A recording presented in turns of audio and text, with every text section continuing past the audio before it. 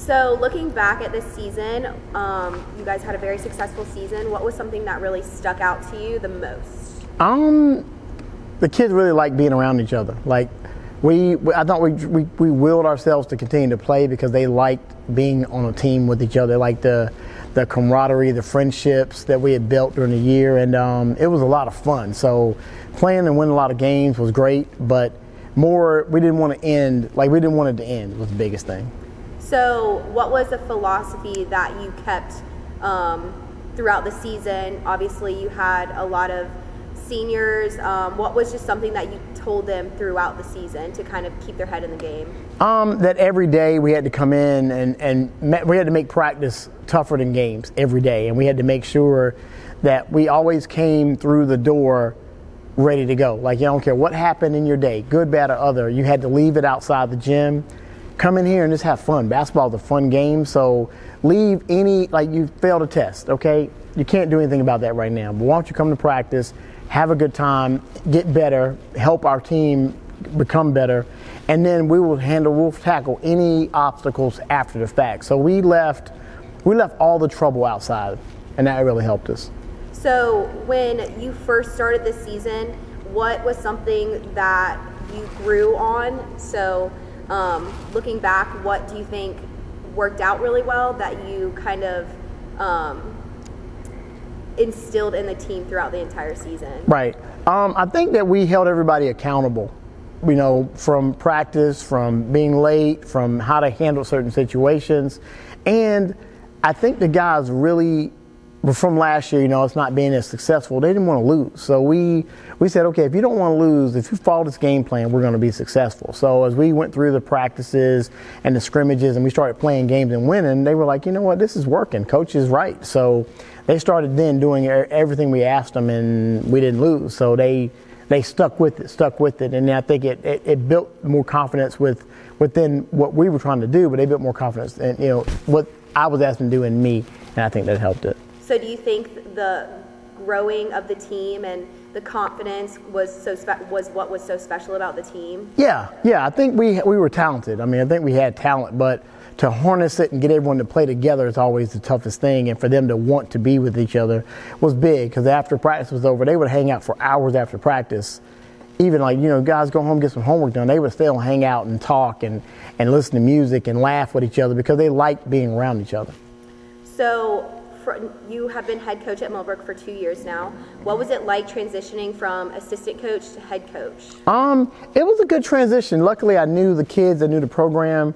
Coach McGinnis definitely, the guy who was here before me and still here, so it definitely gave me a good base of how to do things. And then I had to kind of find my way of what worked for us. And I mean, we're different by a lot of different standards. We're definitely different people. So how I deal with a situation, deal with a kid was different from him. And I had to kind of, establish my own identity as far as how that would be. Even like dealing with teachers or administrators, or even him as the athletic director, I had to deal with how I would do it over the way other people did.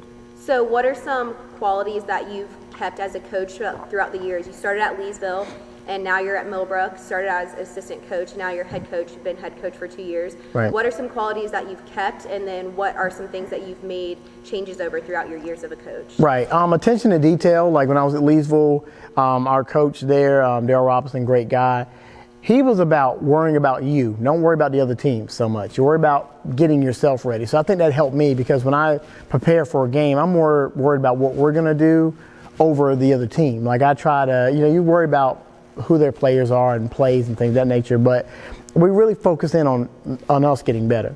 Coach McGinnis, it was attention to detail with practice, like having a detailed practice, having a plan, staying with it, making sure that everyone got better every day. It wasn't just about your top five, but trying to bring everyone along instead of one or two. And I feel like that really helped us. And as far as things that I do a little differently, it's just how I deal with my kids. The way I deal with my student athletes are, I think, a little different from how Coach Robinson might have dealt with them or Coach McGinnis. So I think everyone has their own way. So with me, I'm more hands-on with everyone. And some coaches are, if the kid doesn't play as much, they don't talk to him as much because they just don't want to get. I'm in it with everyone, because if you're a part of it, I feel like you should be you should be talked to. You should understand what your role is. And I've done a really good job of keeping the family out of it, like letting the kids play, not having so many meetings with parents during the season. Like we don't really do that. We focus on the season.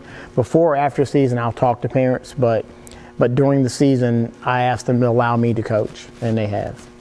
So you have coached 50 student athletes to continue their basketball careers. What does that mean to you? How special is that? When you hear it, man, gives you like goosebumps. You know, man, 50 kids or more of mine have gone on to college or professionally or whatever. That's awesome. I mean, the goal with coaching for me is to teach them life skills. Again, you know, basketball's a game. So if they're a great student and they're a great basketball player, they're going to do something after that. So if I can do anything to help with that, that's important. But it's just important for me to make or help create, you know, doctors, lawyers, you know, business owners, you know, great student athletes, great business owners, great dads, moms, you know, those kind of things. So if they're able to go on and play a sport, that's awesome. But if they're able to go to college and become the best, whatever they want to be, I want to be proud of that too. Did you ever think, you know, that moment you decided you wanted to be a coach, did you ever think you would be so successful now? No. I actually thought I liked it and thought I could do some good things with it.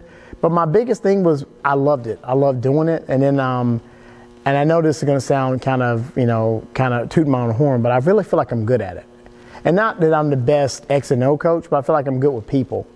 So I feel like I can convince people they can do anything. And I feel like with that being a coach, if I can instill things in people to make them feel like they can run through a wall, then I can not only do it in basketball, but I can do it in life. So that's kind of how I do things, and that's what's important to me. So my final question, looking back at this past season, 2019 Conference Championship, undefeated season in Millbrook history, is your plan and goal moving forward for the next season and just Millbrook basketball program in general? You know, I think we have a good thing going, the way we do things. I think every year I'm going to assess this team, that team, like it's a whole new deal, even though we may have returners. And I'm going to give every kid that is playing with us an opportunity to make what happens to us. I think I learned a lot of good things from this year. The things I learned from this that hurt us were I didn't take enough time to kind of smell the roses. I didn't take enough time to kind of sit back and just love it and enjoy it. A lot of people come up to me and say, man, you guys are doing great, this and that. And I felt like I was so locked into it, I didn't get a chance to see it until we were probably done a month or so. And I was like, man, you know, I look back at it. I couldn't even be upset because we didn't win the championship, because I felt like we as a family, we won. So my goal is to make sure at the end of every year, I can take some time throughout the season to just enjoy it. Awesome. Thank you. You're welcome.